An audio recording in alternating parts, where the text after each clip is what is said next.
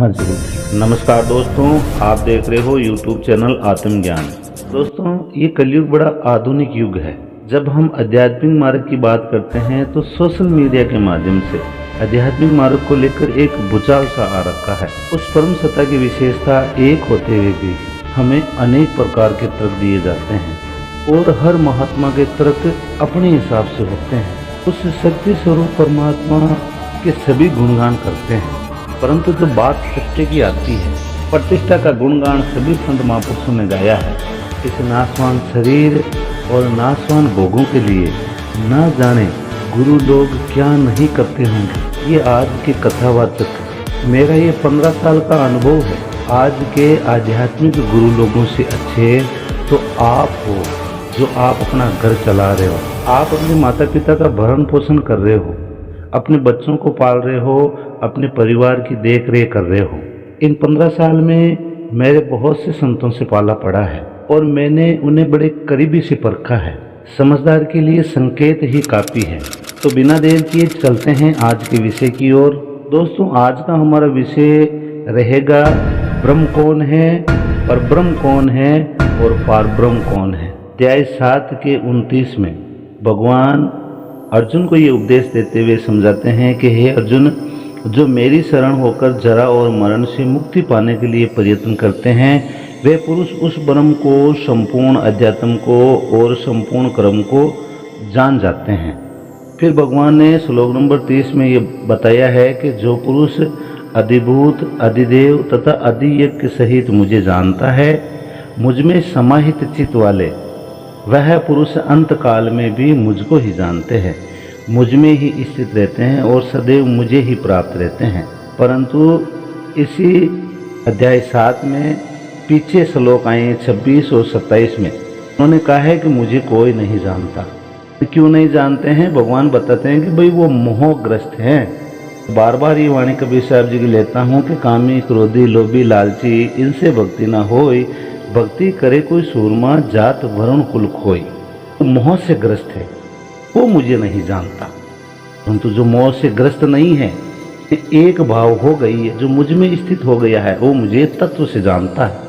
भगवान बताते हैं कि किंतु जो उस मोह से छूटने के लिए प्रयत्नशील हैं, जो उस ब्रह्म को जानते हैं, जो संपूर्ण अध्यात्म, संपूर्ण क्रम, संपूर्ण अधिभूत, संपूर्ण अधिदेव और संपूर्ण अधियज्ञ सहित मुझको जानता है, वो मुझे जानता है।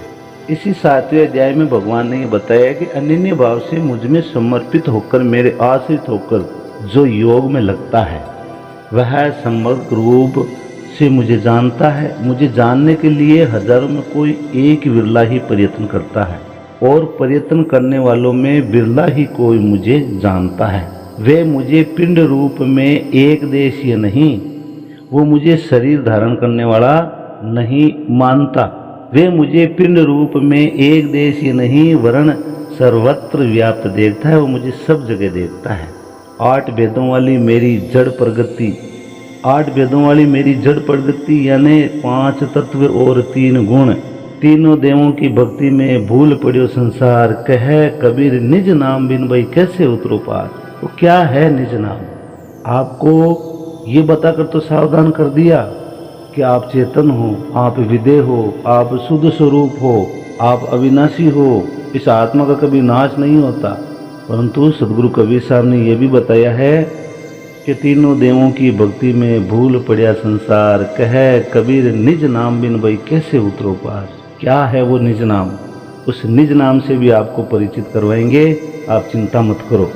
उस निज नाम के कबीर साहब के ग्रंथों में हजारों प्रमाण दे रखे हैं और गीता में और अन्य शास्त्रों में भी आपको अनेक प्रकार के प्रमाण मिलेंगे। परंतु हे अर्जुन, जो मुझे तत्व से जानता है, वो मुझे जानता है और मैं उसे जानता हूँ। 8 वेदों वाली मेरी जड़ प्रगति है और उसके अंतराल में जीव रूप मेरी चेतन प्रगति है। इन दोनों के सहयोग से पूरा जगत खड़ा है, तेज और बल मेरे द्वारा है। ये देखो ना, कबीर पंथी में कितना भारी झगड़ा है। सब अपने नाम की चिट्ठी फाड़ेंगे, परमात्मा हमारे पास में है, आओ रिजर्वेशन करवा लो, परमात्मा से मिला देंगे। पर गीता में भगवान ये कहते हैं कि ये 8 वेदों वाली मेरी जड़ प्रगति और इसके अंतराल में जीव रूप मेरी चेतन प्रगति है। इन दोनों के संयोग से ही पूरा जगत खड़ा है। तेज और बल ही मेरे द्वारा है। हे अर्जुन, बलवानों का बल और बुद्धिमानों की बुद्धि मैं ही हूँ। तो मैं इस YouTube चैनल के माध्यम से इन कबीर पंथी, जो कबीर पंथ को फॉलो करने वाले हैं, जो परमात्मा के नाम की चिट्ठी फाड़ के देते हैं कि आओ रिजर्वेशन करवा लो, हम परमात्मा से तुम्हें मिला देंगे, मुझे ये बताओ कि जब इस प्रगति के अधीन तुम हो तो आपका तेज, बल और बुद्धि किसके अधीन है भाई? गीता ज्ञानदाता ताल ठोक के कह रहे हैं कि हे अर्जुन, बलवानों का बल और बुद्धिमानों की बुद्धि मैं हूँ। इस प्रगति में आने का मार्ग आपका और हमारा एक ही है। फिर क्यों उस परमात्मा के नाम की चिट्ठी फाड़ के इन जीवों को भ्रमित करना चाहते हो? गीता में भगवान ने बोला है कि मैं तीनों गुणों से अतीत हूँ, उस परम का स्पर्श करके परम भाव में स्थित हूँ। और यही बात सदगुरु कबीर साहब ने बोली है कि तीनों गुणों की भक्ति में भूल पड़ियो संसार, कहे कबीर निज नाम बिन वही कैसे उतरो पार। चेतन तो सब में समान रूप से स्थापित है।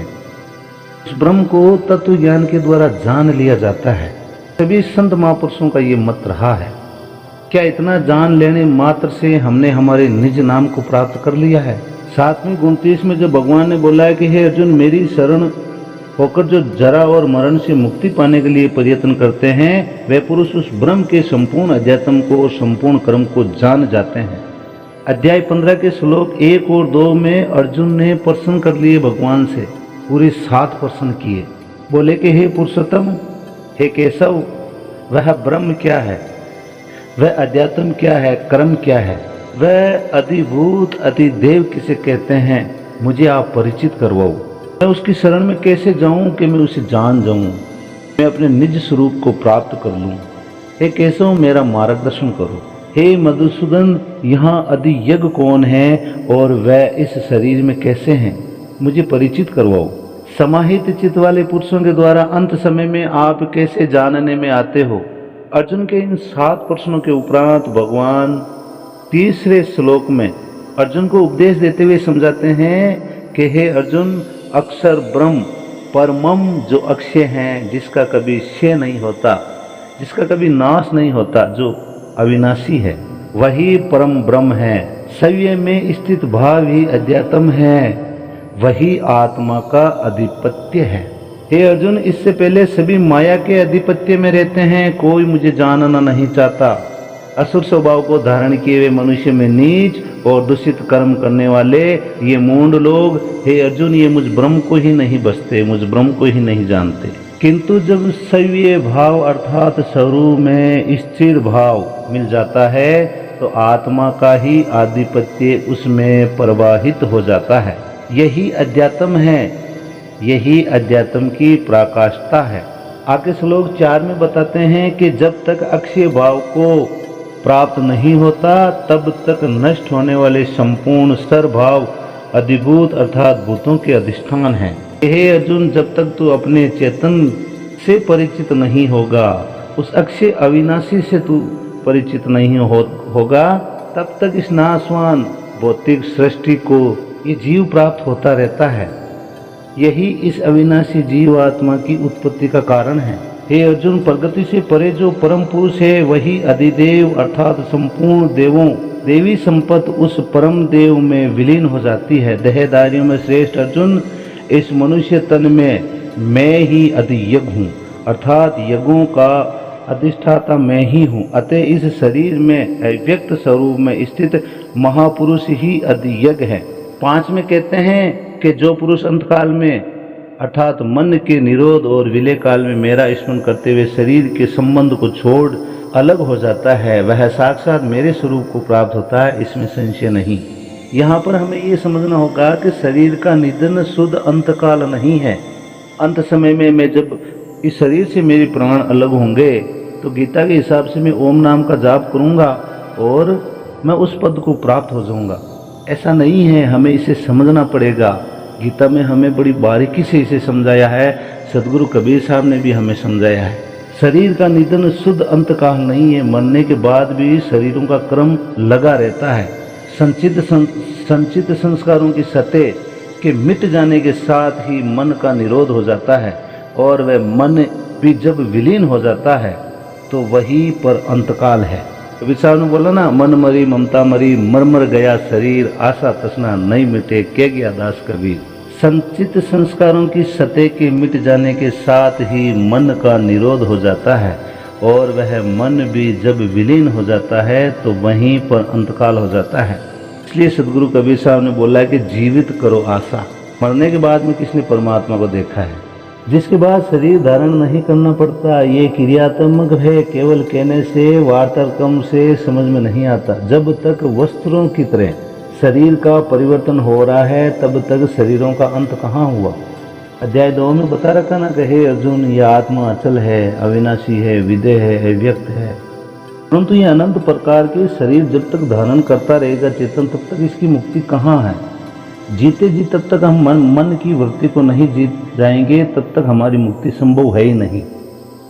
मन के निरोध और निरुद्ध मन के भी विलय काल में जीते जी शरीर के संबंधों का विच्छेद हो जाता है। यदि मरने के बाद भी ये स्थिति मिलती है तो श्री कृष्ण भी पूर्ण होते। उन्होंने कहा है कि अनेक जन्मों के अभ्यास से प्राप्ति वाला ज्ञानी साक्षात मेरा स्वरूप है। मैं वह हूँ और वह मुझ में है, लेश मात्र भी उसमें और मुझ में अंतर नहीं है। ये जीते जी प्राप्ति है। जब फिर कभी शरीर ना मिले, वही शरीरों का अंत है। फिर 12 में बताया कि सब इंद्रियों के दरवाजों को रोककर, अर्थात वासनाओं से अलग रहकर, मन को हृदय में स्थित करके, ध्यान हृदय में ही धरा जाता है, बाहर नहीं। पूजा बाहर नहीं होती। प्राण अर्थात अंतकरण के व्यापार को मस्तिष्क में निरोध कर योग धारणा में स्थित होकर योग को धारण किए रहना है, दूसरा तरीका नहीं है। अब यहाँ पर यह तो बता दिया है कि भाई प्राण अर्थात अंतकरण के व्यापार को मस्तिष्क में निरोध कर योग धारणा में स्थित होकर योग की धारणा किए रहना है, दूसरा तरीका नहीं है। सब इंद्रियों के दरवाजों को रोक कर कबीर साहब ने बोला है, बताया है सदगुरु कबीर साहब ने कि कबीर कबीर क्या करे खोज, अपना शरीर और 10 इंद्रियां बस में कर, आपो आप कबीर। मतलब सब इंद्रियों के दरवाजों को रोक कर अर्थात वासनाओं से अलग रहकर इस मन को हृदय में स्थित करके ध्यान हृदय में ही धरा जाता है, बाहर नहीं। पूजा बाहर नहीं होती। प्राण अर्थात अंतकरण के व्यापार को मस्तिष्क में निरोध कर योग धारणा में स्थित होकर योग को धारण किए रहना। योग की स्थिति को समझना पड़ेगा आपको। जब तक योग की स्थिति आपके समझ में नहीं आएगी, तब तक आप उस परम तत्व से परिचित नहीं हो सकते। इसलिए मैं आपको ज़्यादा से ज़्यादा कहता हूँ कि आप गीता का अध्ययन करो, आप कबीर साहब को फॉलो करो, कोई चिंता नहीं है। सदगुरु कबीर साहब कोई अलग थोड़ी है, कृष्ण कबीर एक है। परंतु आप योग की दृष्टि से, तत्व ज्ञान की दृष्टि से देखोगे तो एक है। श्लोक 13 देखें, अध्याय 8 का। जो पुरुष ओम इति ओम इतना ही जो अक्षय ब्रह्म का परिचायक है, इसका जप तथा मेरा स्मरण करता हुआ शरीर का त्याग कर जाता है, वह पुरुष परम गति को प्राप्त होता है। अब कई कबीरपंथी कहते हैं नहीं ओम को नहीं जपना है, और कई कबीरपंथी कहते हैं नहीं ओम को जपना है। परंतु इन्होंने अपने जीवन के योग को समझा ही नहीं, उस अविनाशी योग को समझा ही नहीं है, तब ऐसी ये बचकानों जैसी बातें करते हैं। जब तक अक्षय ब्रह्म ओम के योग को तत्व ज्ञान की दृष्टि से हम नहीं समझेंगे, तब तक हमें आत्मज्ञान का बोध हो ही नहीं सकता। अब 14 में बताया है कि मेरे अतिरिक्त कोई चित्त में है ही नहीं, अन्य किसी का चिंतन नहीं करता हुआ अर्थात अनन्य चित्त से स्थित हुआ, जो अनवरण मेरा स्मरण करता है, उस नित्य मुझ में युक्त योगी के लिए मैं सुलभ हूँ। आपके लिए सुलभ होने से क्या मिलेगा? अर्जुन ने पूछा कि आपके सुलभ होने से क्या मिलेगा? फिर आगे 15 में भगवान ने बताया है कि मुझे प्राप्त कर वे दुखों के स्थान स्वरूप क्षण पुनर्जन्म को प्राप्त नहीं होंगे, बल्कि वो परम सिद्धि को प्राप्त होते हैं। अर्थात मुझे प्राप्त होना अथवा परम सिद्धि को प्राप्त होना एक ही बात है, वो मेरे परम धाम को प्राप्त होंगे। 8 के 16 में बताया कि अर्जुन ब्रह्मा से लेकर कीट पतंग से सभी लोग पुनरावृत्ति में हैं, जन्म लेने और मरने तथा पुनः इसी क्रम में चलने वाले हैं, किंतु कौनते मुझे प्राप्त होकर उस पुरुष का पुनर्जन्म नहीं होता। 8 के 16 में कबीरपंथियों में मैंने इतना भारी झगड़ा देखा है इस विषय को। जब मैं कई बार देखता हूँ तो कहते हैं कि उसमें तो पुनरावृत्ति बताया है, वो पुनरावृत्ति के ब्रह्म लोक तक पुनरावृत्ति में है। जो ब्रह्म की भक्ति करता है, ओम की भक्ति करता है, वो ब्रह्म लोक को प्राप्त होगा और वापिस आएगा। परंतु भगवान ने 14 में क्या बताया कि मेरे अतिरिक्त कोई और चित्त में नहीं होना चाहिए। जब मुझे तूने समर्पण कर दिया है तो सभी जो भौतिक कामनाएं हैं, किसी प्रकार का संकल्प विकल्प वहाँ नहीं होना चाहिए। ये ब्रह्मा जी का ब्रह्म लोक है। मन मरी ममता मरी, मर मर गया शरीर, आशा तृष्णा नहीं मिटे, के गया दास कबीर। जिसकी आशा और तृष्णा जीवित है, एक उस परमात्मा को छोड़कर, एक उस सच्चिदानंद घन ब्रह्म को छोड़कर अगर अन्य किसी में भाव आपका रहा, अगर किसी सतलोक में रहा, किसी लोक अलोक में रहा, तो आपके समर्पण भाव में त्रुटि है।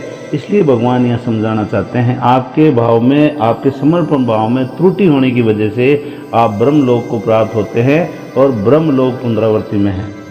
परंतु हे अर्जुन, जो मेरे भाव को प्राप्त होता है, जो मेरे भाव को प्राप्त होता है, जो मेरे योग को प्राप्त होता है, फिर उसका पुनर्जन्म नहीं है। जो समभाव की स्थिति में है, जो निष्काम भाव की स्थिति में, अगर यहाँ आपने ये भी डिमांड कर ली कि हे परमात्मा मेरी मुक्ति कर लेना, फिर भी सूक्ष्म रूप में अहंकार आपके साथ में है, ये मन मरा नहीं है, मन मरी ममता मरी, मर मर गया शरीर, आशा तृष्णा नहीं मिटे, के गया दास कबीर। फिर 8 के 17 में बताते हैं कि जो 1000 चतुर्युग की ब्रह्मा की रात्रि और 1000 चतुर्युग के उसके दिन को जो साक्षात जानता है, वह पुरुष समय के तत्व को, यथार्थ काल की अवस्था को जानता है। यह जो 1000 चतुर्युग की ब्रह्मा की रात्रि और 1000 चतुर्युग के उसके दिन का साक्षात जानते हैं, वे पुरुष समय के उस तत्व को, उस यथार्थ को जानते हैं। यह जो दिन और रात आया है, और ये विद्या और अविद्या का रूपक है। इस विषय को लेकर श्लोक नंबर 19 में क्या बताया कि हे पार्थ, सब प्राणी इस प्रकार जागृत होकर प्रगति से विवश होकर अविद्या रूपी रात्रि के आने पर अचेत हो जाते हैं। वह नहीं देख पाते कि उनका लक्ष्य क्या है। दिन के प्रवेश काल में वे पुनः जागृत हो जाते हैं। तब जब तक बुद्धि है, तब तक इसके अंतराल में विद्या और अविद्या का क्रम चलता है। तब तक वे साधक ही हैं, महापुरुष नहीं। अरे भाई, विद्या और अविद्या ये जी की अवस्था में है, चेतन में ये विद्या और अविद्या नहीं है। चेतन निर्विकार है। जहाँ तक आपकी इंद्रियां और बुद्धि की पहुँच है, वहाँ तक हम सिर्फ संशय युक्त हैं। काल काल सब कोई कहे, काल न चिन्ह कोई, जितनी मन की कल्पना काल कहावे सोई। अध्याय 13 का 12। अर्जुन, जो जानने योग्य है तथा जिसे जानकर मरण धर्मा मनुष्य अमृत तत्व को प्राप्त हो जाता है, उसे अच्छी प्रकार कहूँगा। वह आदि रहित परम ब्रह्म न सत कहा जाता है और न असत कहा जाता है, क्योंकि जब तक वह अलग है तब तक वह सत है, और जब मनुष्य उसमें समाहित हो गया तो कौन किससे कहे, एक ही रह जाता है, दूसरे का भान नहीं होता। ऐसी स्थिति में वह ब्रह्म न सत है न असत है, बल्कि जो सव्य सहज है वही है। ना कहीं गया ना कहीं आया, आपे में आप समाया। 13 के बारे में कितना सुंदर तरीके से भगवान ने समझाया है कि जो जानने योग्य है, जिसे हम जानना चाहते हैं तत्व ज्ञान के द्वारा। हे अर्जुन, नाना प्रकार की भ्रमित करने वाली भ्रांतियों से जिस दिन तेरा ध्यान हटकर एक परमात्मा पर टिकेगा, उस दिन तो तू योग को प्राप्त होगा, तथा जिसे जानकर जन्म मरण धर्म मनुष्य अमृत तत्व को प्राप्त हो जाता है ना, मरना धर्म को प्राप्त हो जाता है, उसे अच्छी प्रकार कहूँगा। वह आदि रहित परम ब्रह्म यानी पार ब्रह्म, श्रेष्ठ ब्रह्म, निअक्षर परमात्मा न सत कहा जाता है और न असत कहा जाता है, क्योंकि जब तक वह अलग है तब तक वह सत है, और जब मनुष्य उसमें समाहित हो गया तो कौन किससे कहे, एक ही रह जाता है, दूसरे का भान नहीं होता। ऐसी स्थिति में वह ब्रह्म न सत है न असत है, बल्कि जो सहज है, सव्य है, वही मैं हूँ, वही परमात्मा है। ना कहीं गया ना कहीं आया, आपे में आप समाया। और नहीं आवे नहीं जावे, तेरा दिया कैसे खावे। तो दोस्तों, ब्रह्म की स्थिति, परब्रह्म की स्थिति और पार ब्रह्म की स्थिति आपने अच्छी तरह से समझा होगा, और मैं मेरे शब्दों का भी यहीं विराम देता हूँ। तो दोस्तों, 52 अक्षरों को लेकर आपको भ्रमित होने की बिल्कुल भी चिंता जैसी स्थिति में ना रहे हैं। 52 अक्षर हमारे जीवन का माध्यम है, और 52 अक्षरों से ही आध्यात्मिक मार्ग को पूरी तरह से पा सकते हैं। दोस्तों जब बिना अनुभव की बात होती है तो जीवों के साथ में ऐसे ही होता है। आजकल ऐसे ऐसे कथावाचक हैं जो ये कहते हैं कि माँ की गर्भ में 9 महीने बच्चा जब रहता है तो उस बच्चे की सूरत उस परमात्मा में होती है। उसकी सूरत उस परमात्मा होती है तो फिर उसने जन्म क्यों लिया भाई? हम उस परमात्मा में हमारी सूरत को लगाने के लिए दिन रात लगे हैं। तो वो सूरत जब हम पैदा हुए थे तो माँ के गर्भ में जब हम थे तो हमारी सूरत उस परमात्मा में लगी थी, फिर भी हमारा जन्म हुआ। देखो कैसे कैसे संत आपको मिलेंगे। संकल्प और विकल्प में परमात्मा नहीं मिलेंगे। ना संकल्प करना है ना विकल्प करना है। संकल्प और विकल्प में ये जीव फंसा पड़ा है। जब संकल्प नहीं करना है, विकल्प नहीं करना है, निर्विचार होकर बैठना, उसमें भी परमात्मा नहीं मिलेगा। मूर्ख बनाने में बड़े सातिर लोग हैं। फिर अपने विवेक से इतना विचार करो कि पहली बात तो संकल्प करने वाला कौन है, दूसरी बात ये विकल्प करने वाला कौन है, और तीसरी बात ये निर्विचार होकर बैठने वाला कौन है। इन सभी अवस्थाओं को देखोगे तो एक ही चीज़ आपके सामने आएगी और वो है आपका चेतन। अगर आप ध्यान में बैठ रहे हो कि जीव रूपी चेतन को ये संकल्प करवाया गया है, जब मंत्रों की बात आती है तो इस मंत्र से परमात्मा मिलेंगे। जब निर्विचार होने की बात होती है कि कुछ नहीं सोचना, ऐसे ही शांत होकर बैठ जाओ, कि इस साधना से परमात्मा मिलेंगे। तो शांत होकर बैठने वाला कौन है? अध्याय 13 के श्लोक नंबर 17 में भगवान ने ये बोला है कि वे परब्रह्म, ज्योतियों का भी ज्योति एवं माया से अत्यंत परे कहा गया है। वह परमात्मा बोध स्वरूप जानने के योग्य एवं तत्व ज्ञान से प्राप्त करने योग्य, सबके हृदय में विशेष रूप से स्थित है। कबीर साहब ने भी बोला है कस्तूरी कुंडल बसे, और बोला है कि वस्तु कहीं ढूंढे कहीं किस्मत लागे हाथ। ऐसी अनेक प्रकार की वाणियाँ हैं।